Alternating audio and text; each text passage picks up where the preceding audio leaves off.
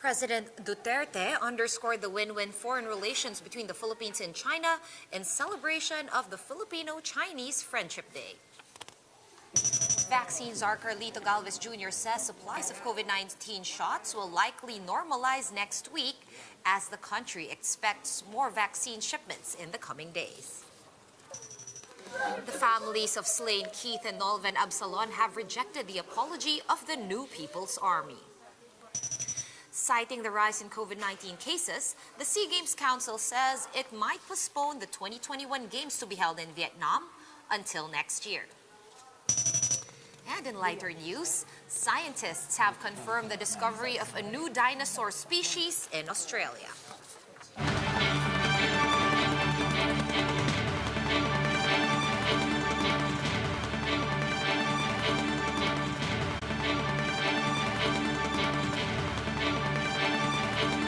Fast, focused, and fearless. Here's a roundup of stories we're watching now. I'm Sean Yao. The relatives of Keith and Nolven Absalon are not accepting the apology of the New People's Army, or NPA, over the senseless deaths of the cousins. Jenny Dongon is on the phone from Masbate and joins us for the update. Hi, Jenny. How are the families coping, and what are they calling for? Sean, the family of cousins Keith and Nolven Absalon is crying for justice after the tragic deaths in the hands of an NPA unit here in Masbate City.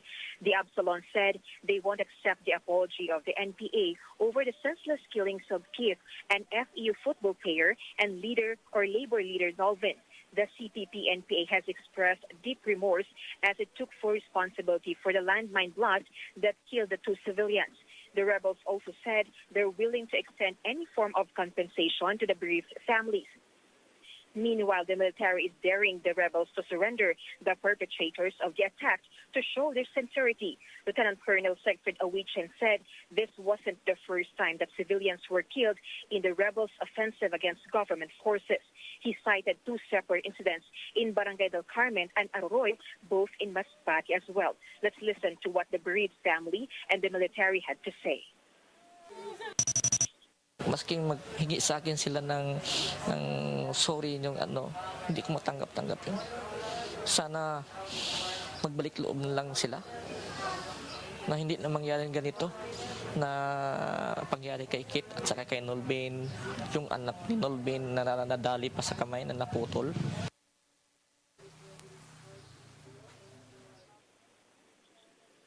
Sean, the state forces have since conducted a manhunt on the rebels across Masbate, which they call a hub of insurgency due to its strategic geographic location. Sean. Thank you so much for that update. Stay safe there in Masbate. That was Jenny Dongon of News 5 joining us over the phone. And in other news, President Duterte has underscored the, quote, deep and abiding relationship between the Philippines and China. In a taped speech for Filipino-Chinese Friendship Day, Duterte thanked China for promoting economic, cultural, and social exchanges. The chief executive also promised a continuous partnership with Beijing. As we approach the 50th anniversary of Philippines-China ties, win-win cooperation will ensure that our relations remain a partnership for greater peace, progress, and prosperity. And in a letter, Chinese President Xi Jinping says he stands ready to work with Duterte for win-win results and mutual benefits. And the country's vaccine supply is expected to normalize by June 14, that is, this coming Monday, according to no less than vaccine czar Carlito Galvez Jr. Galvez says that a total of around 11 million doses are set to arrive this month. Some 3.2 million doses of Sinovac and Pfizer vaccines will start arriving in the country tomorrow, with another 100,000 doses of Sputnik V expected on Friday. The vaccines are also noted that 60% of this month's supply are to be distributed to areas outside Metro Manila. Next month, same volume, more or less mga 12 million. And then August, meron tayong 17 million. Sa ngayon, ang ang deployment kasi ng ating supply ay tinitingnan din natin yung responsiveness ng mga LGU. So ang ginagawa natin, kung yung isang LGU ay ready to handle yung tatawag nating cold chain solution, yun ang binibigyan natin ng prioridad. We'll have more stories after this quick break. Stay with us.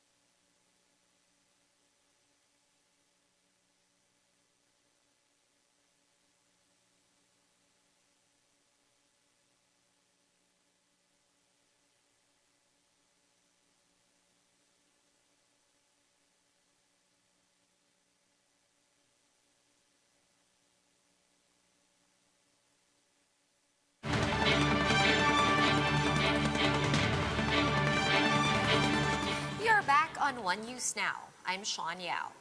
Hundreds of Cebu-bound passengers are set to fly home today after completing quarantine in Metro Manila.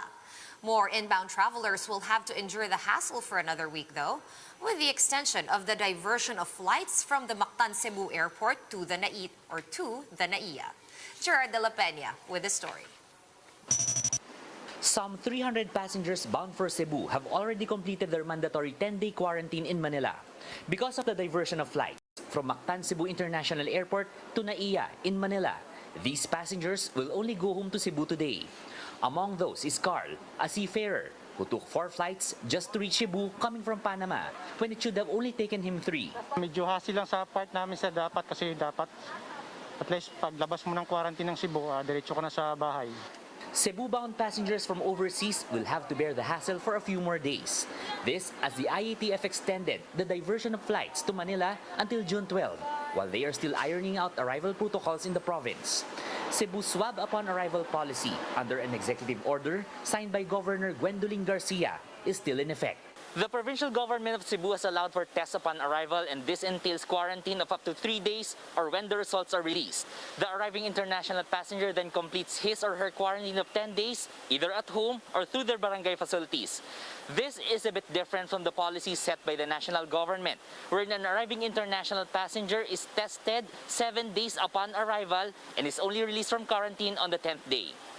DOH Region 7 spokesperson Dr. Mary Jean Loreche said that their own protocols have worked in their favor as the number of cases are low in the province compared to the rest of the region.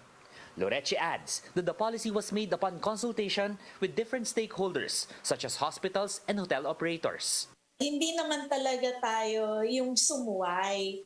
Ang atin lang naman ay finding that perfect fit for us in One Cebu. Officials from the Cebu provincial government and the IATF have yet to agree on the uniform protocols.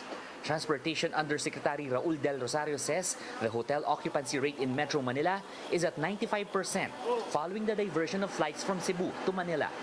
Authorities are now scouring for hotels around Cavite and Batangas to serve as additional isolation facilities for arriving passengers.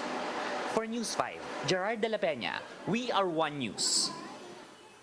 And here are other stories we're keeping our eyes on. Health Undersecretary Maria Rosario Vergere clarifies that Davao City is not considered a COVID-19 epicenter despite the rise in cases. Vergere explained that the use of the term is discouraged, as this would detract focus from other areas that are equally or more affected by the coronavirus. The United States has downgraded its travel advisory on the Philippines to level 3 from level 4 that was imposed back in April. What this means is that travelers from the United States may reconsider going to the Philippines with precautions due to a, quote, high level of COVID-19 in the country.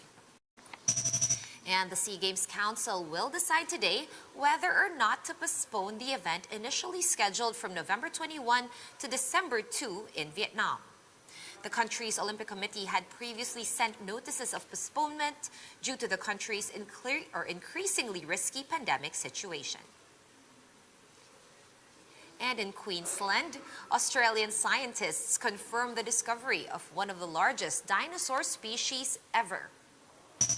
The plant-eating sauropod, formerly named Australotitan cooperensis or southern titan, lived some 92 to 96 million years ago. Researchers say that at that time, Australia was still attached to Antarctica.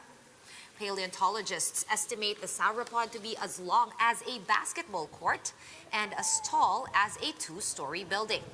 The dinosaur bones were first unearthed more than a decade ago by cattle farmers. For more updates, visit News 5, The Philippine Star, and Business World online. Visit our website, onenews.ph, for more in-depth analysis. You can also catch One News on the Signal Play app. Register for a free account at www.signalplay.com and stream One News live anytime, anywhere. Mask on, wash hands, and stay safe, Philippines. I'm Sean Yao. We are One News.